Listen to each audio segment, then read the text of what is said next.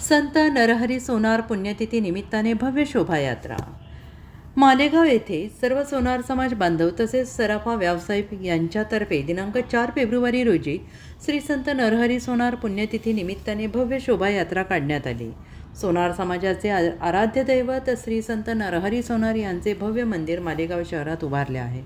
त्याचा पहिला वर्धापन दिन आणि नरहरी सोनार पुण्यतिथी निमित्ताने 4 फेब्रुवारी रोजी शहरात सर्व सोनार समाज बांधवांतर्फे भव्य दिव्य शोभायात्रा सकाळी 9 वाजता शहरातून भव्य शोभायात्रा गावातील मुख्य मार्गावरून काढण्यात आली।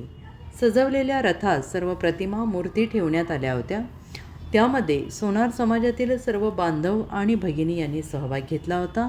शिस्तबद्धरित्या ही मिरवणूक टाळ मृदुंगाच्या गजरात वाजत गाजत शिवचौकपासून गावातील मुख्य रस्त्यापारून ते संत नरहरी महाराज मंदिरापर्यंत नेण्यात आले।